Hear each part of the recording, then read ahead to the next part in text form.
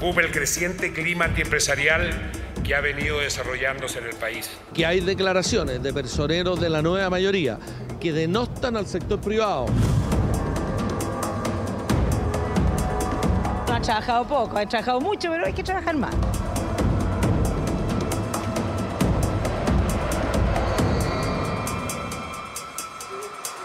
Es un político y como tal tiene una opinión política, la que yo no comparto. Hemos trabajado y vamos a trabajar con las personas que estén disponibles para empujar las ideas de la libertad, de la transparencia, de la buena política.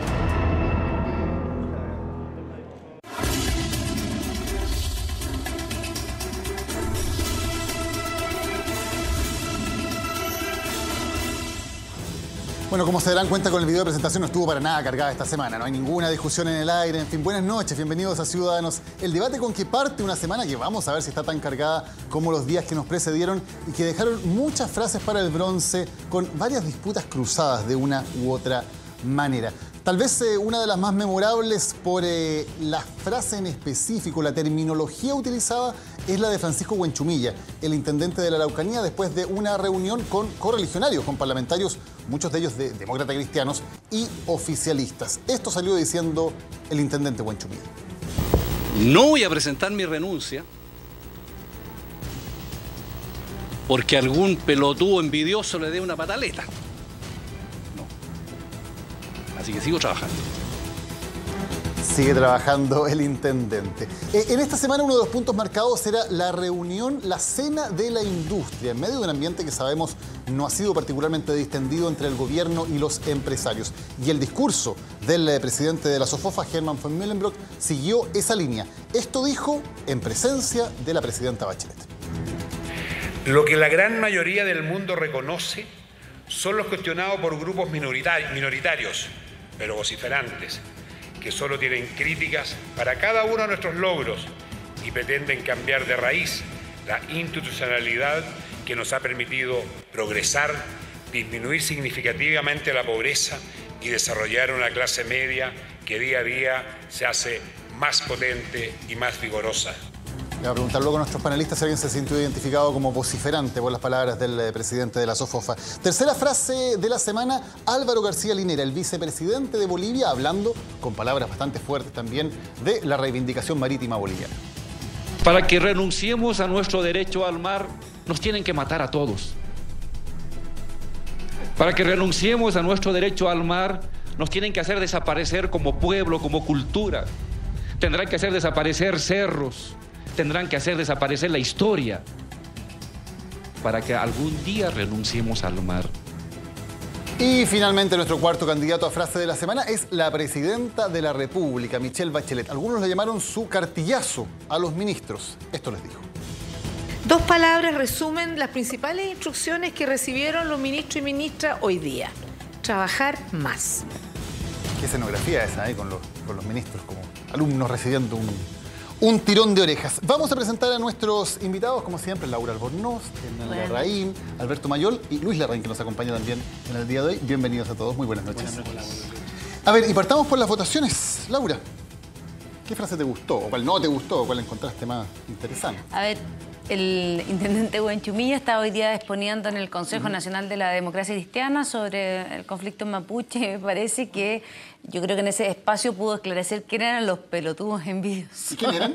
No sé, no lo sé, pero me gustaría haber estado ahí. Yo tuve que estar en la universidad tomando examen de grado, pero sería interesante saber porque en la vida hay gente que es pelotuda y es envidiosa al mismo tiempo. No te sé el detalle, no te sé el detalle. Yo creo que él goza de una espontaneidad, pero no me quedo con esa frase. Ok. No me gustó la frase de la presidenta. ¿No te gustó? No.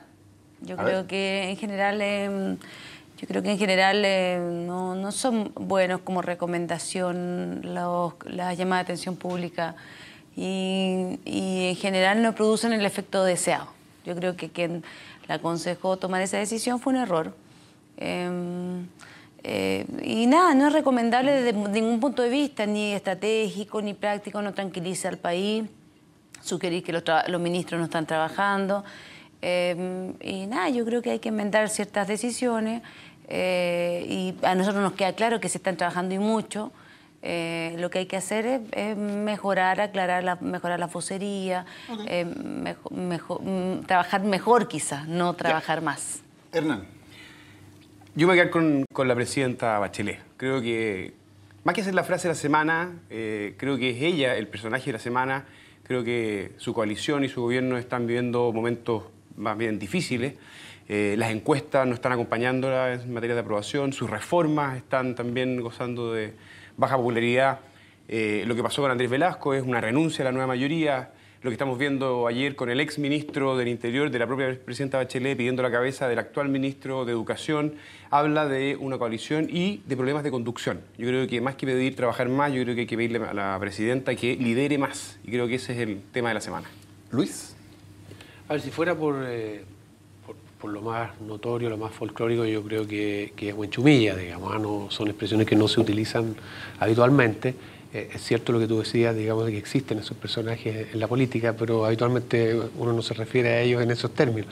Y da cuenta, creo yo, de un cierto nerviosismo al interior de las filas de la nueva mayoría y de ciertas disputas, porque en el caso de Huenchumilla yo creo que es claro que él tiene disputas con otros parlamentarios, digamos, de la propia nueva mayoría en el sector.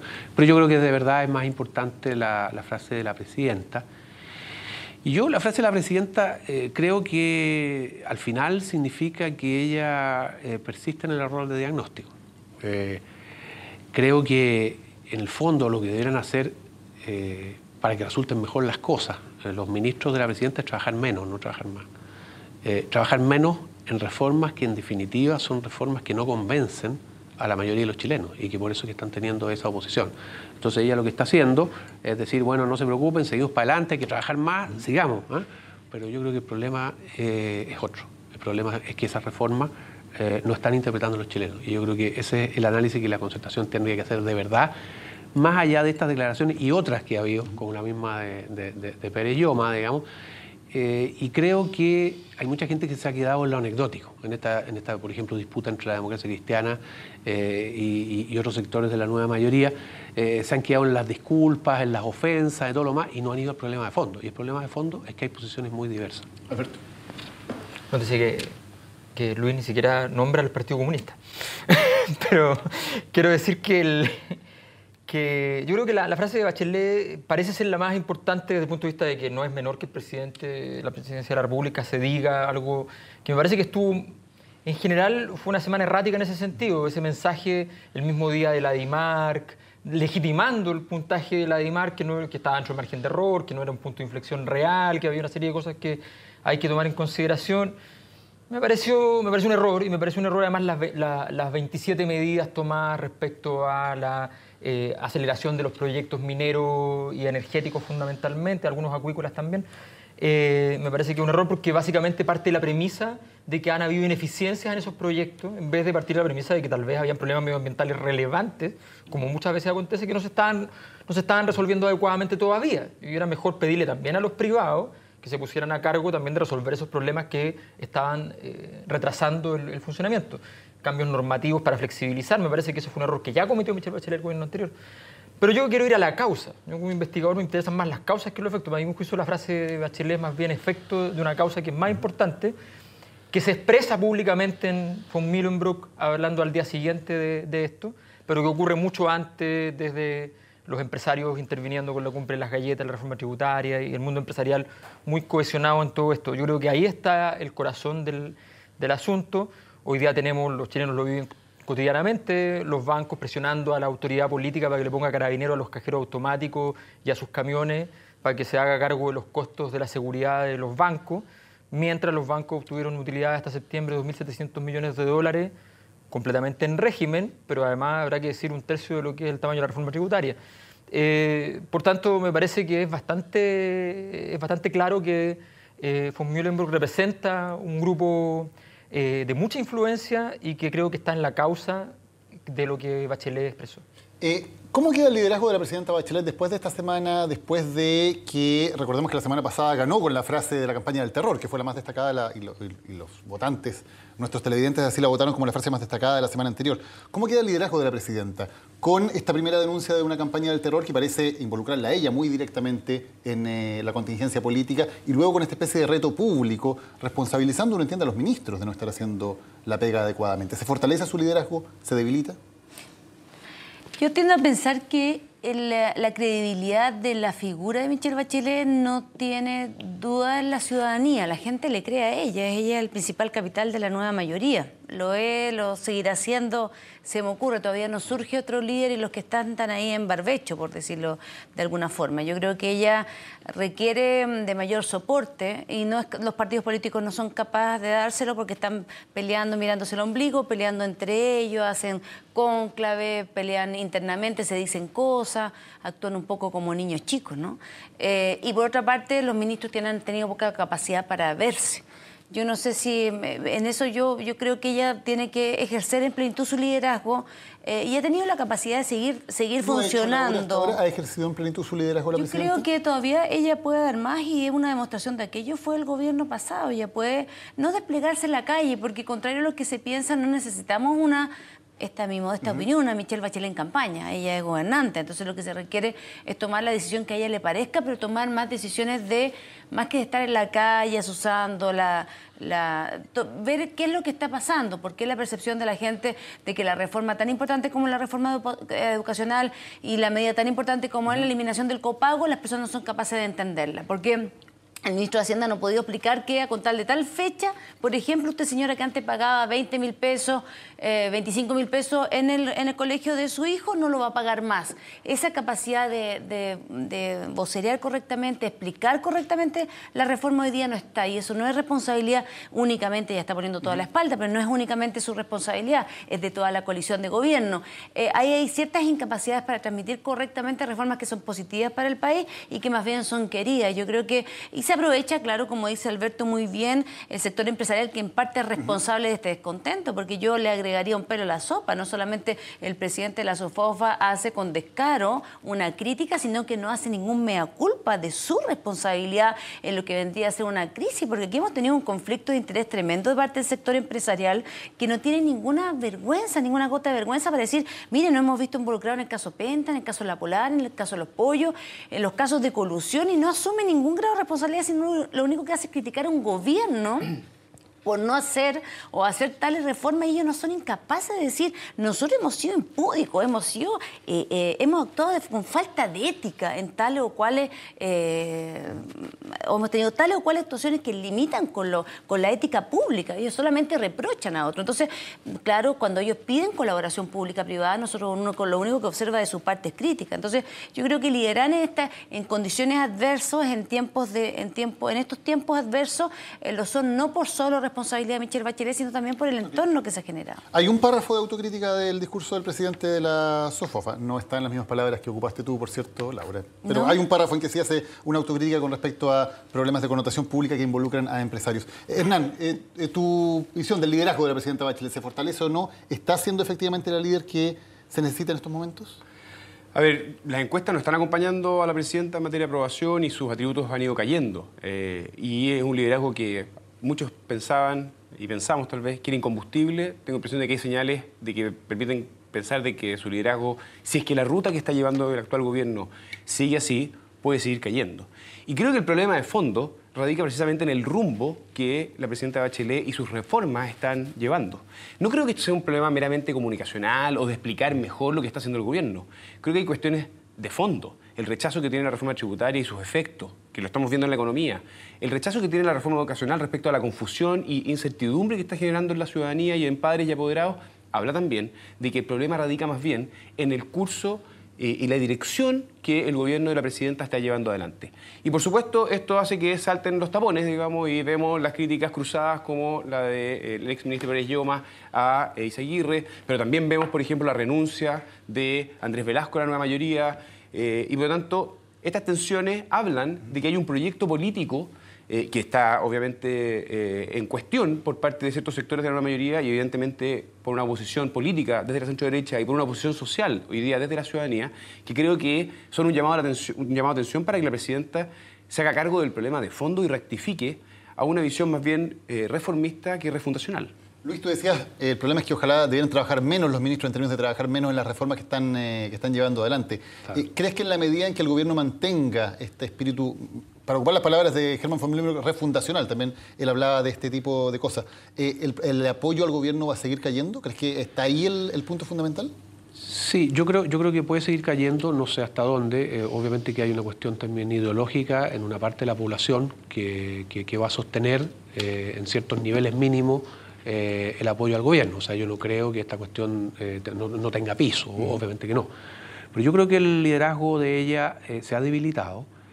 Una prueba de ello es que a la campaña del terror se ha sumado su exministro del Interior, Edmundo Pérez, que antes en materia económica se sumó Óscar Guillermo Garretón, que es un personaje histórico de la izquierda en Chile, y que están expresando las mismas dudas que está expresando el empresariado en el caso de Garretón, las mismas dudas que está expresando la gente del sector particular subvencionado en el caso de Edmundo Pérez. Entonces, hay un debilitamiento de su liderazgo. Esto está reflejado en las encuestas. Hay ya dos encuestas, una que es de CADEM y la otra que es Adimark, que están mostrando por primera vez, no sé desde cuándo, que la presidenta Bachelet tiene menos apoyo en la población que el rechazo que tiene. Esa es una cuestión inédita, no había pasado nunca en la política chilena, desde que yo recuerdo, digamos, que ella es presidenta, que tuvo... y eso ha pasado. Desde marzo que es presidenta, porque no, antes, el presidente anterior habían tenido, el presidente Piñera llegó mucho más abajo en la aprobación. No te digo para ella, para ella. Pero en su primer, recordemos que en su primer mandato también tuvo momentos de aprobación muy baja la presidenta Bachelet, ¿no? Sí, pero ella en lo personal siempre tuvo un apoyo mucho mayor a lo que tenía su gobierno. Y hoy día están alcanzando niveles similares. O sea, yo creo que ella ha perdido el liderazgo. Pero mira, eso es las encuestas y las encuestas cambian. Hay algunas de estas encuestas que son mensuales, otras que son semanales. Hay que ver más la tendencia. Yo no lo veo como algo definitivo. Pero lo que sí me preocuparía de ser alguien que apoya a la presidenta Bachelet es que yo creo que de verdad ella ha perdido un atributo que es fundamental para ella, y que es la manera como empatiza con el sentido común de las mayorías en Chile. Ella, cuando las emprende contra los padres y apoderados que están defendiendo la educación particular subvencionada, está yendo en contra de un sentimiento que es de la mayoría de las familias de Chile. Sí, la mayoría de las familias de Chile tiene a sus hijos en la educación particular subvencionada. Entonces, cuando ella las emprende contra ellos, yo creo que está cometiendo un error muy grande, porque es razonable que esas familias estén muy preocupadas, porque resulta que a contar de marzo del próximo año, sus hijos no van a poder seguir estudiando en la escuela que estudian tal como ella es ahora. Es cierto que se les ofrecen algunas alternativas, pero esas alternativas obviamente que implican incertidumbre. Le están diciendo, mire, el colegio no puede tener fines de lucro. Pues bien, la mayoría de los colegios particulares subvencionados tiene fines de lucro.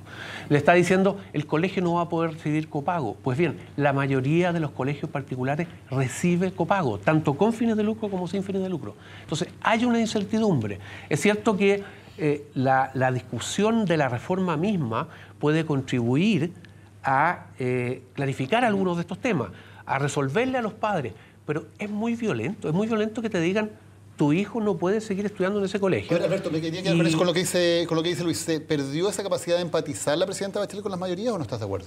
No, yo creo que en general, si uno analiza, yo he investigado bastante el fenómeno Bachelet, así que, y la verdad es que si uno investiga cada vez que ella ha enfrentado temas más políticos, más propiamente duros de reformas, en general ella ha tenido problemas con su liderazgo. Ella en general, su liderazgo es un liderazgo que tiene poco contenido político propiamente tal, en el sentido partidista, en la capacidad para poder entregar su liderazgo a otros líderes. De hecho, ha sido prácticamente nula. Nunca ha logrado montar una máquina política de la cual ella le herede a un delfín ese capital político.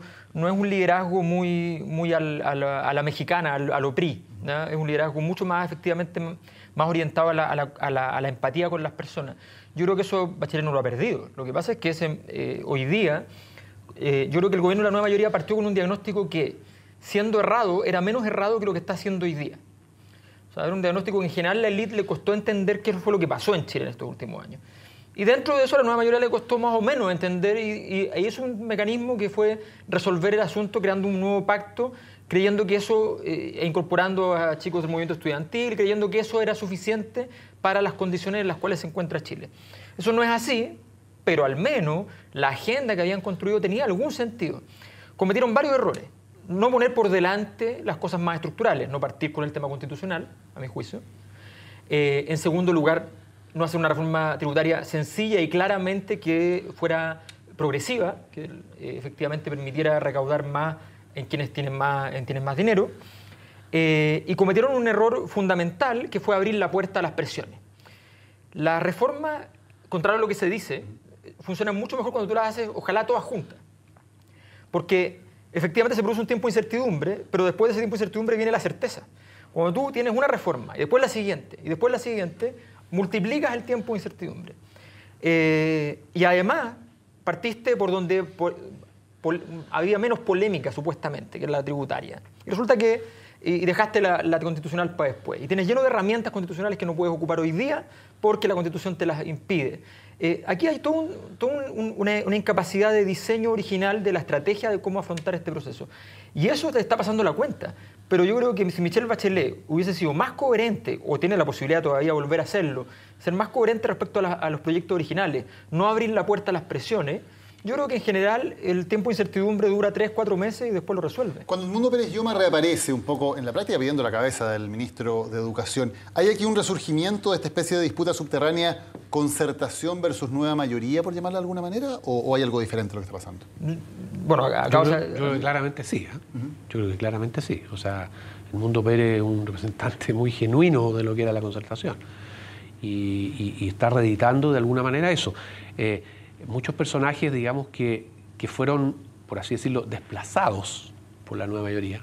Aquí hay una cuestión tanto etaria como una cuestión de gente que no había tenido posiciones tan relevantes dentro de los gobiernos de la concertación y que ahora pasa a tenerlo. Y hay un grupo que fue desplazado.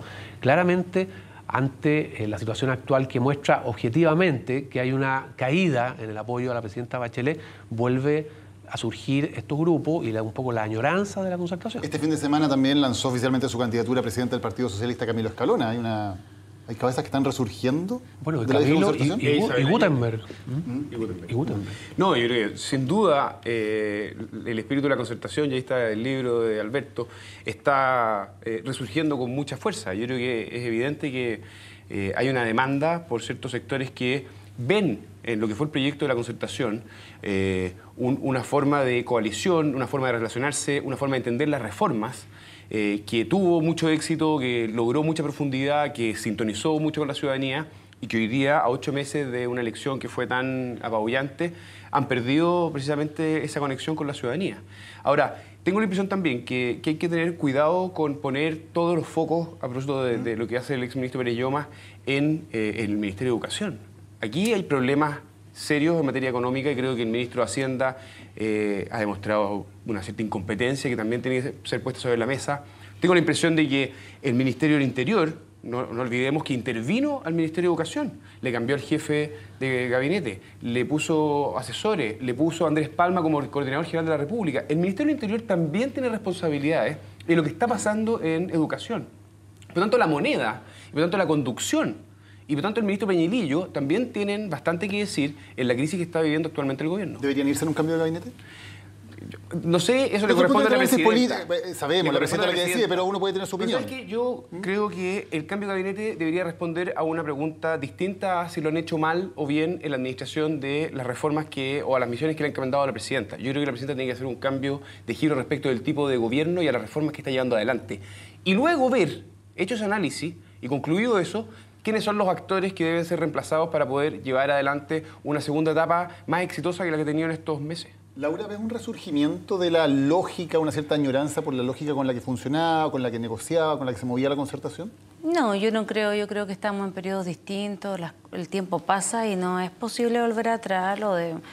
O sea, tiene un cierto privilegio el mundo de poder conseguirse 2 páginas en la tercera, no sé qué influencias tiene, por eso no es tan fácil de conseguir. Porque es una tremenda noticia lo que diga, periodísticamente parece que se justificaban las 2 páginas, ¿no? Sí, pero bueno, pero no es tan fácil, digamos, pero lo hace. Yo creo que, mira, y para atacar a un ministro de Educación, la verdad es que esta demostración no es más que, en definitiva, Chile no está centrando el debate de las ideas, porque no existe derecha que sea capaz de anteponer a la reforma ideas que diga, mira, no, acá por una parte solo es la presidenta confronta a los padres y apoderados, cuestión que es absolutamente falsa. La presidenta jamás ha confrontado a los padres y apoderados, solamente ella está poniendo una reforma para aliviar la carga a los padres y apoderados con la gratuidad que los desconcierta en cierta forma, sí, pero hay que hacer por eso un trabajo de mayor explicación, de mejor vocería de qué se trata la reforma, y por eso yo digo, claro, los ministros no hay que pedirle que trabajen más, hay que pedirle que trabajen mejor y que expliquen lo correcto, porque por regla general los cartillazos nunca son efectivos.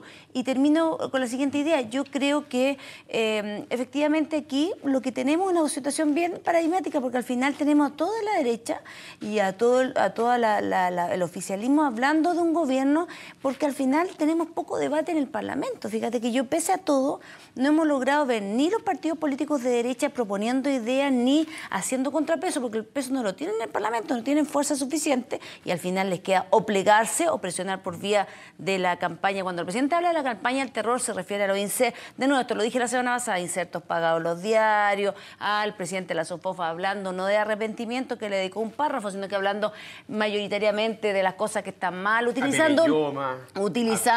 Sí, pero yo estoy hablando de la gente que representa para mí muy respetuosamente, pero la gente que representa el futuro también, porque uno tiene que en esto ser capaz de dar vuelta a la hoja, con todo respeto, uno lo que espera es que la política también sea con toda la sabiduría de estos antiguos ministros, incluso yo misma, que soy un poco más joven que ellos, uno puede tener poder espacio de ceder un paso al lado y dejar que venga algo nuevo. Y yo quiero para Chile algo nuevo, no quiero más de lo mismo. Entonces, uno los puede escuchar, puede atender, pero ella tomará la decisión. Y yo lo que esperaría es que el presidente volviera a centrar el debate de la reforma y pudiera explicarlo correctamente. O sea, yo esperaría que el ministro Arenas, él o quien sea, porque es una decisión de ella, pudiera explicar a los padres y apoderados que el copago se va a traducir a contar de qué día, cuántas personas, quiénes van a dejar de pagar tanto en la matrícula o tanto en la mensualidad, que sean capaces de hacer lo mismo en todo ámbito de cosas, en la universidad, en materia de becas. Yo creo que si Michelle Bachelet no logra terminar su periodo por lo menos con los aspectos más fundamentales de la reforma educacional, que son fin al lucro, fin al copago y fin a la selección, en lo demás podemos negociar, acordar con la derecha, lo que sea, pero dejando intacto el elemento central de la reforma. Si no logra hacer eso, no hemos logrado efectivamente lo que ella proyectó como esencial en su gobierno. Alberto, ¿hay alguna añoranza por esta realpolitik de la concertación, muy expresada además por la figura de Pérez Lloma, que tal vez en su relación con Pinochet fue tal vez la mejor expresión de lo criticable o lo elogiable de esa política en cuanto a una política de negociar, obteniendo muchas veces resultados?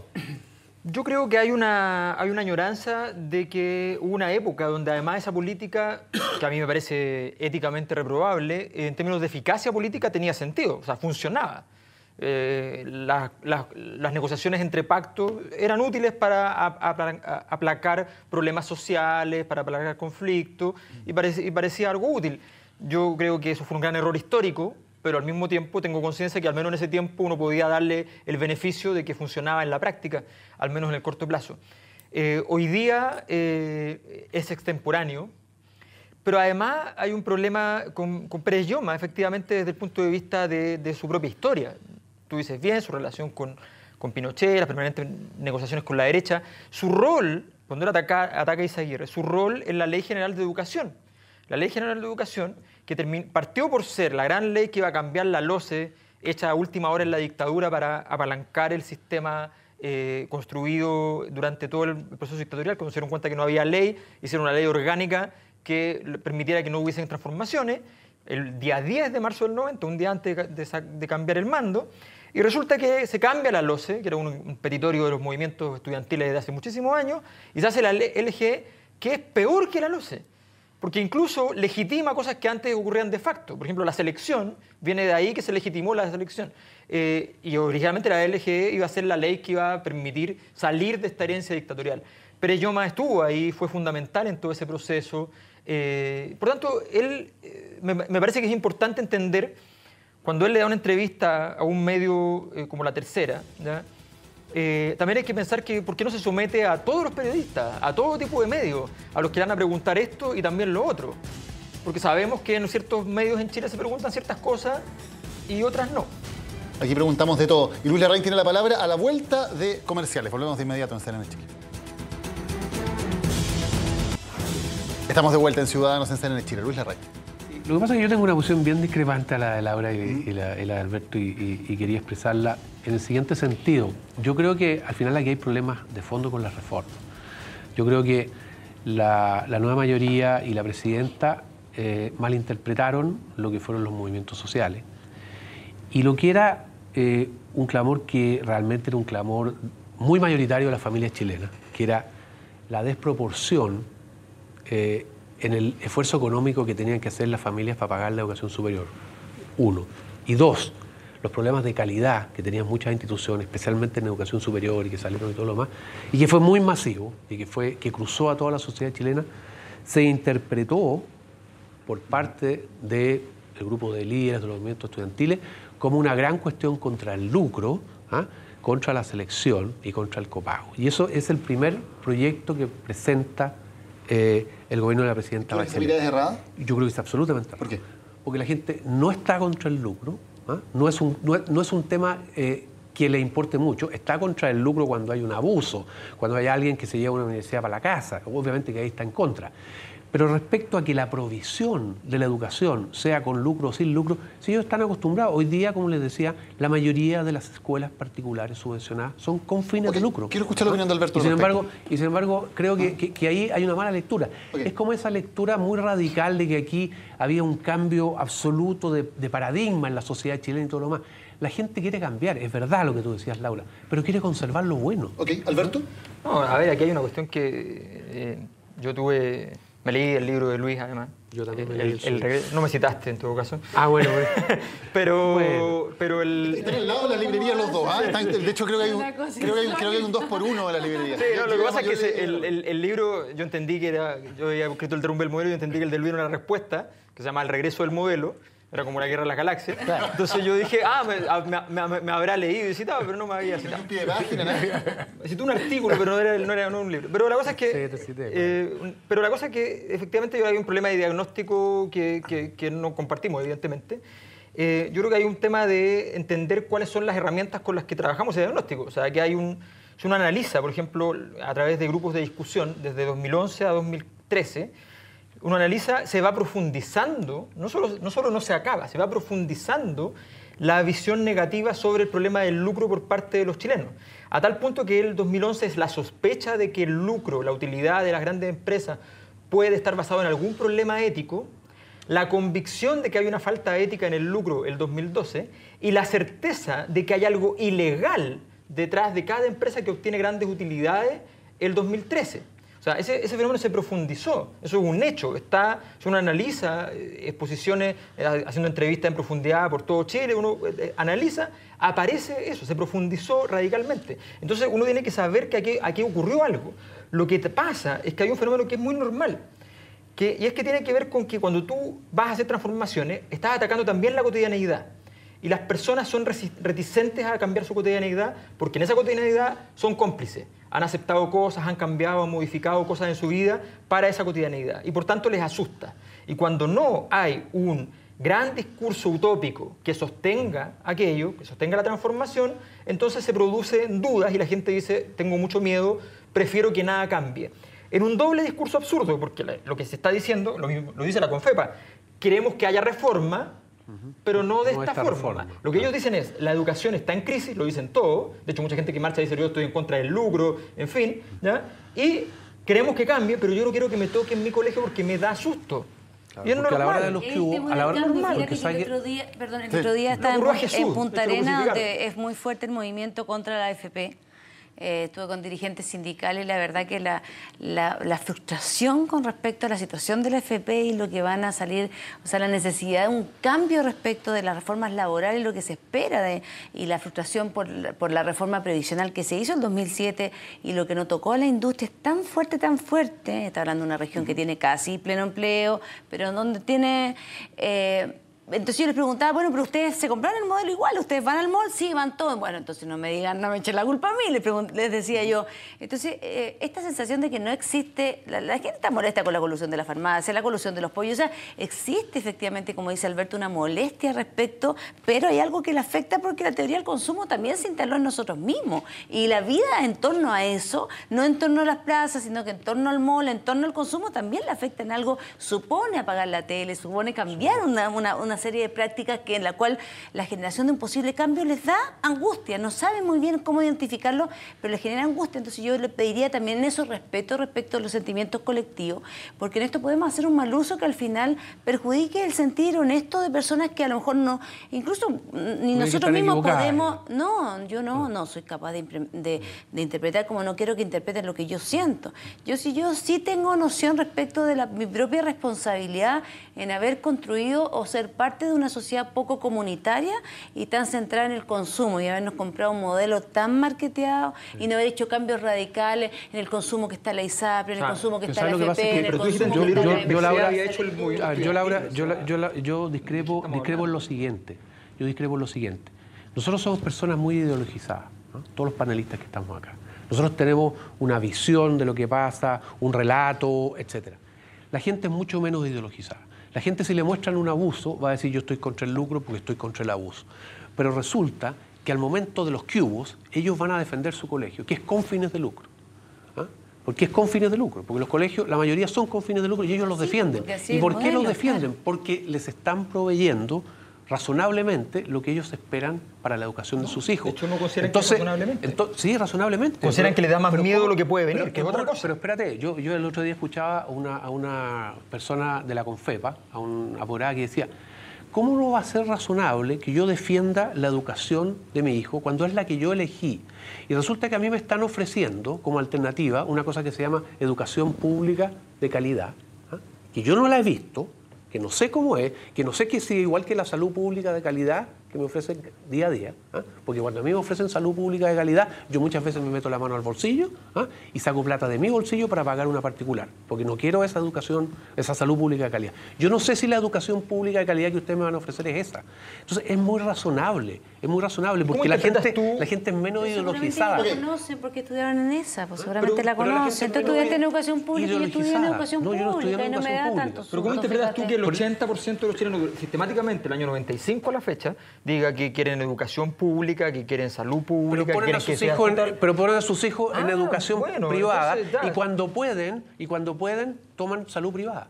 Eso es lo que malinterpretó un movimiento muy ideologizado. Hernán, la gente no quiere renunciar a los beneficios. Yo comparto una cuestión de fondo que también creo le pasa a gran parte de la ciudadanía chilena. Chile, durante los últimos 25 años, ha seguido un curso de progreso, de reducción de la pobreza, de acceso no solo al consumo del mall, sino a múltiples oportunidades. Y hoy día hay un proyecto que está empezando a chocar con ya cosas de la vida cotidiana, como por ejemplo el colegio, ¿ah? Y la capacidad de elegir por parte de los padres. Tengo la impresión de que aquí se está satanizando lo privado, ensalzando lo público, dando por entendido que el Estado es una gran solución y además incluso despreciando el crecimiento. Hoy día, con la concertación, había crecimiento con igualdad. Recordemos la frase de Ricardo Lagos. Hoy día, ¿por qué lo vamos a despreciar el crecimiento? O sea, hoy día el crecimiento y los resultados son la mejor demostración del nivel de prioridad que tiene este gobierno respecto al crecimiento. Nadie está despreciando el crecimiento. Las políticas que se han anunciado en los últimos días apuntan a eso. La torta ha crecido sistemáticamente desde hace 20 años. La participación en la torta de las utilidades del capital en el total de la torta y la participación de las remuneraciones ha bajado sistemáticamente y la participación del Estado ha bajado sistemáticamente. Pero lo que es más importante es que por deciles de ingresos se ha mantenido, no ha bajado. sea, a ver, todos los deciles de ingreso han aumentado en la misma proporción. Eso quiere decir que no se... Claro, es una forma de decirlo. Pero si tú lo haces por percentil y te fijas en el 1% más rico, ¿ya? Eso se multiplicó y se expandió a nivel... En 2 años pasó de 40 millones el ingreso por hogar mensual del 1% más rico pasó a 70. O sea, estamos hablando de que eso se radicalizó. Pero espérate, déjame que todo está mejor que antes. Déjame terminar. Y además, aquí hay un tema que es muy simple. Los chilenos abandonaron el problema de la educación. Fue tan fracasado el sistema educacional que los chilenos no hablan de educación. De lo que hablan es de otra cosa. Hablan de cómo el niño no esté demasiado cerca de alguien que le da miedo. Hablan del capital social que pueden conseguir en un colegio donde van a pagar una cifra. Eso es de lo que hablan. Resulta que en Chile... de su realidad cotidiana. Resulta, pero escucha, eso es lo que vive, el 7% de los colegios particulares en Chile que se pagan a razón de 600 o 1.000 dólares mensuales, ese porcentaje, que el 7% del sistema, ya pierde con un colegio público en China que está en el campo, con la mitad de horas de clase, que ganan 500 dólares al año, ¿ya? De eso estamos hablando. Pierden 30 puntos en lenguaje, 40 puntos en matemática. Esos colegios, que supuestamente son los colegios que los chilenos elegirían con todo porque valen 300, 400, están todos 500 mil pesos. Los chilenos están todos equivocados, son todos tontos. No, y toman pésimas decisiones respecto a la educación de sus hijos. Adam Smith dijo que en la educación no se puede elegir, porque resulta que te enteras de los resultados mucho después. En salud tampoco. Alberto, en la PISA, Chile es el número 1 en Latinoamérica. Y no quiero decir con eso de que la educación sea una gran educación. Por supuesto que hay que corregir grandes problemas. Tenemos el doble de horas de clase. Pero es muy importante asumir de que esta idea de que está en crisis y que no se ha avanzado nada en los últimos 25 años, por favor, los padres de la guagua aquí son dos, ¿cierto? Y es toda la clase política la que ha permitido que Chile llegue al momento en que está hoy día. Si lo que llama la atención es que miren atrás y renieguen de la obra de la concertación. Los padres y apoderados les cuesta entender que la misma presidenta Bachelet, que fue el 4º gobierno consecutivo de la concertación, que profundizaron la educación particular subvencionada, que ampliaron el sistema, se hoy día lo que están discriminando precisamente la educación que el propio gobierno de la presidenta Bachelet le dio y le impulsó. Entonces es inconsistente. Y además no se hacen cargo de las realidades culturales. Y aquí hay algo que llama también la atención. La presidenta Bachelet, y lo dijo en una entrevista en el diario El País, estas reformas pretenden cambiar la cultura. Y ahí es cuando ya se quiere llegar muy lejos. Porque las personas tienen libertad, tienen preferencias, ellos pueden elegir. Durante años hemos construido una cultura donde las personas eligen. Yo prefiero vivir en una sociedad, y además esto se ha transformado en prácticas culturales, donde las personas eligen. Cambio cultural que se produjo y es importante, y creo que estaríamos todos de acuerdo, en una sociedad justa, pero donde la libertad esté por sobre cualquier otro elemento. Laura, ¿quieres contestar el tema de la cultura? Lo que pasa es que yo creo que todo este argumento del pasado, el presente, aquí hubo una elección, se aprobó un programa, son otros tiempos. ¿Hay que cambiar la cultura? Tenemos que hacer... Yo creo que el Estado no puede imponer, el Estado tiene que hacerse cargo de lo que está procesando los ciudadanos. Estos son otros tiempos.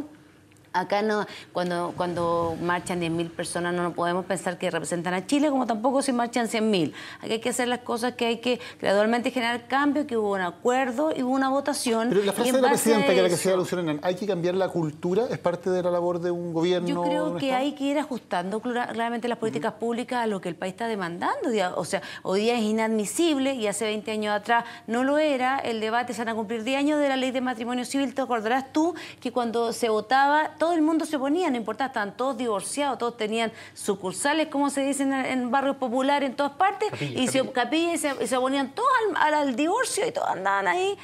El doble discurso, es el doble discurso que el que se golpea el pecho en misa los domingos y después hace lo mismo. O sea, muchos en la élite, porque el apoyo a la ley de divorcio era enorme en cualquier encuesta. El Congreso, y hoy día nadie discute que la ley de divorcio es necesaria en Chile. La ley de filiación, te pongo otro ejemplo. Si no se hubiese impulsado en el Congreso Nacional una ley que terminara con los niños ilegítimos y legítimos, si eso no se hubiese impulsado eran reformas, eran reformas que tenían una amplia mayoría de la ciudadanía. Pero se tardaron. La ley de filiación, la ley de divorcio tenía una amplia mayoría ciudadana. Se demoró 10 años. Bueno, y la ley de filiación, la ley de filiación hubo que consensuarla con los ciudadanos, hubo que hablar sobre eso.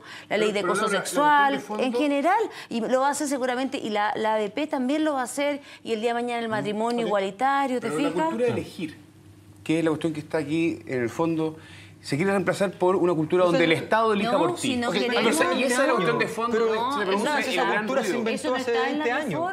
Esa cultura, la cultura de elegir, de una noción de libertad pobrísima, porque estamos hablando de que la libertad se transformó en una especie de supermercado donde hay cosas y uno elige alguna de las cosas. Eso es la libertad de la que hablan ustedes. No, eso es lo que están hablando. Estamos hablando permanentemente de elegir en esa lógica. No estoy hablando del mercado. Estoy hablando de elegir tus propios estilos de vida. Estoy hablando de qué carrera estudiar, de qué tipo de vida, dónde quieres vivir. Estamos hablando de de la carrera, que tú... estar con una pareja de tu mismo sexo. Estás hablando de la carrera que tú quieres estudiar cuando ni siquiera sabes cuál es la carrera que te van a pasar, cuando no sabes ni siquiera qué universidad, de qué se trata. Aquí hay un cambio cultural. Que elijan el colegio donde quieren tener sus hijos. Fíjate que esta es una discusión... que tenga plata para elegir, Luis, porque la elección es relativa. Es que ese es uno de los problemas que tiene esto.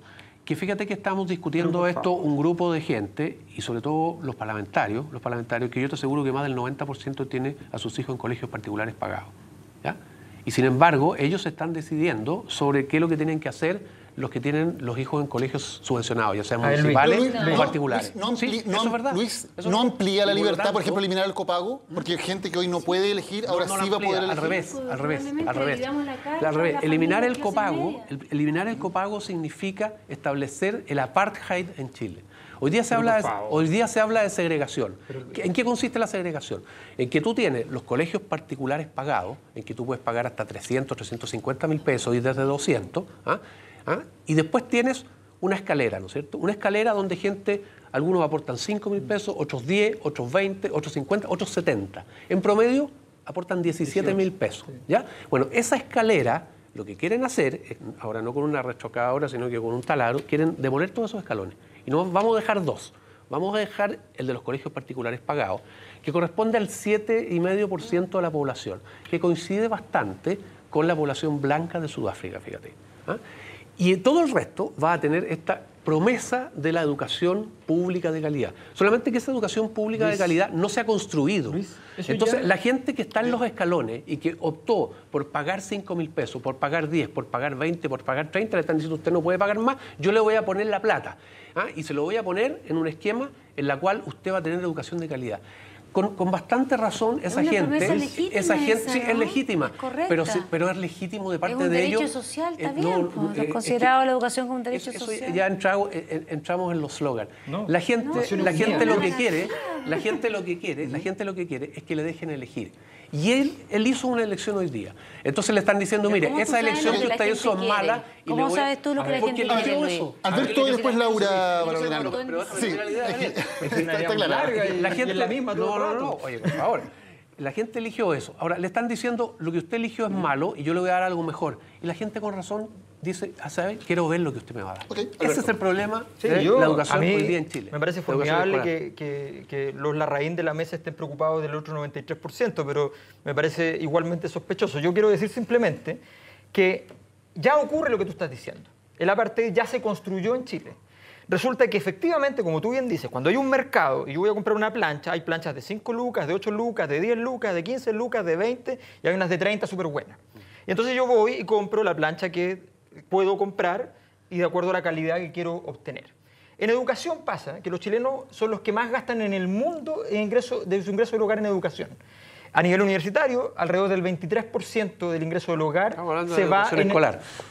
En educación escolar también. 17 mil pesos mensuales. También. Y escúchame bien, pero un momento, estos son 17 mil personas de personas que ganan ¿cuánto? 250, 225. ¿Ya?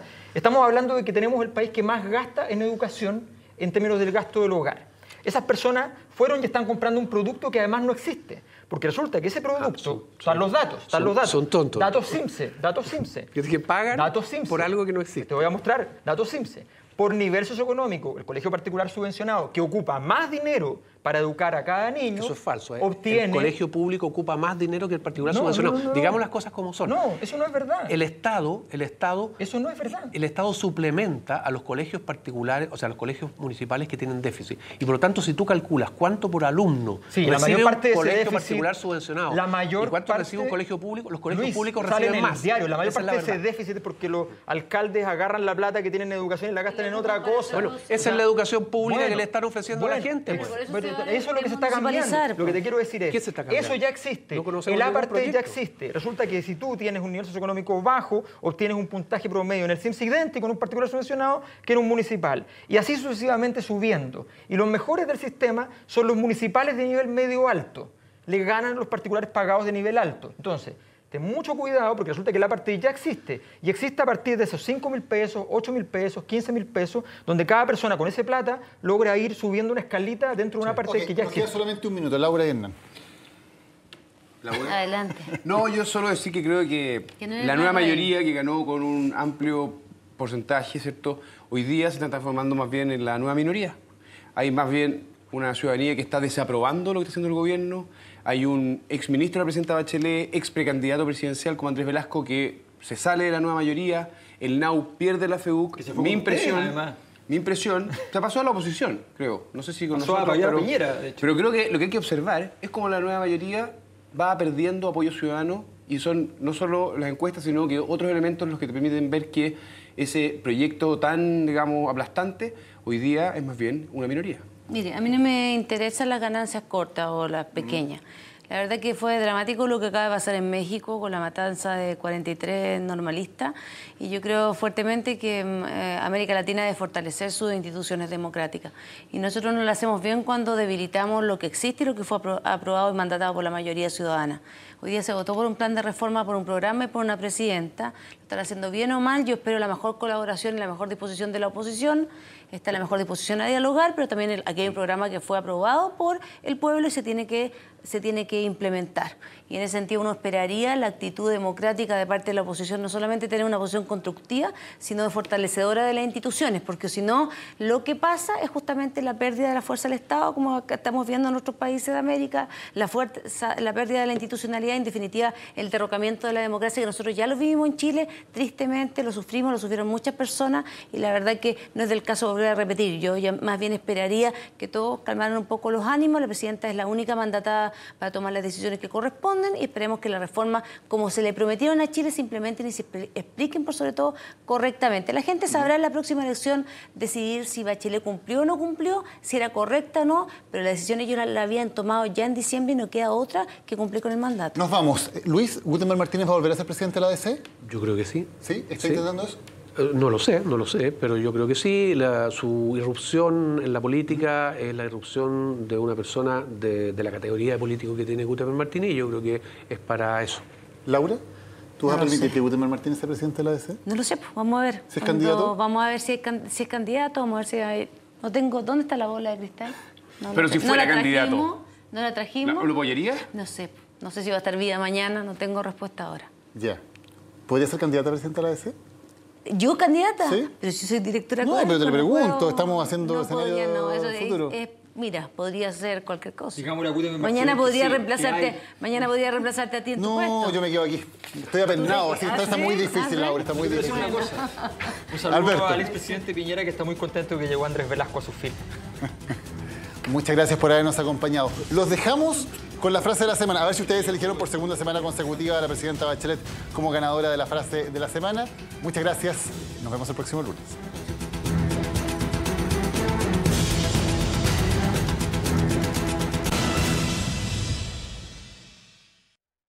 No voy a presentar mi renuncia porque algún pelotudo envidioso le dé una pataleta. No.